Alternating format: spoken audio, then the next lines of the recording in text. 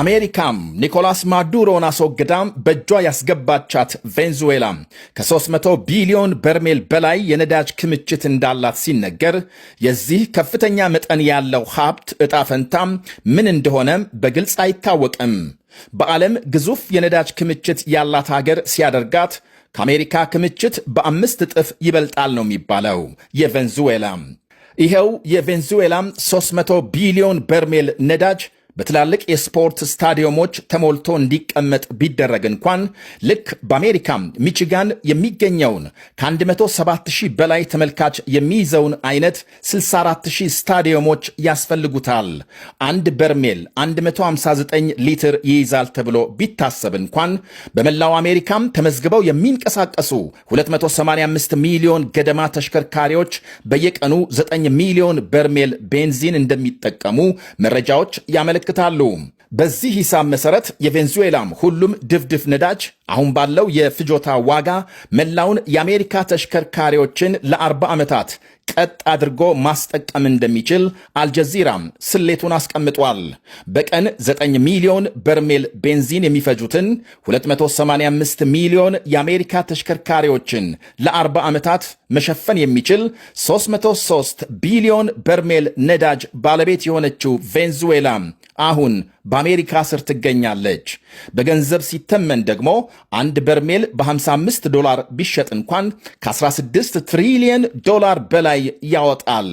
የአሜሪካ መሪ ትራምፕ ቬንዙዌላን ወረው ፕሬዝዳንት ኒኮላስ ማዱሮን ግዳይ ከጣሉ በኋላም ፊት ካዞሩባቸው የጎረቤት ሀገራት መሪዎች የኮሎምቢያ ፕሬዝዳንት ጉስታፎ ፔትሮ አንዱ መሆናቸው ይታወቃል። ለሳምንታት ከዘለቀ የቃላት ውጊያና የዋሽንግተን ወታደራዊ ዛቻ በኋላ ፔትሮ እጅ የሰጡ መስለዋል። በእርግጥ አሜሪካና ኮሎምቢያ የረጅም ጊዜ የትብብርና ወዳጅነት ታሪክ የነበራቸው ሲሆን ኮሎምቢያም እንደ ፈረንጆቹ አቆጣጠር በ1819 ከስፔን ቅኝ ግዛት ነፃ ከወጣች በኋላ አሜሪካም ዕውቅና ከሰጡ የመጀመሪያ ሀገሮች መካከል አንዷ መሆኗ ይወሳል። በ1823 የዲፕሎማሲ ግንኙነት ሲመሰረቱ በዓመቱ የመጀመሪያ የትብብር ውል ተፈራርመዋል።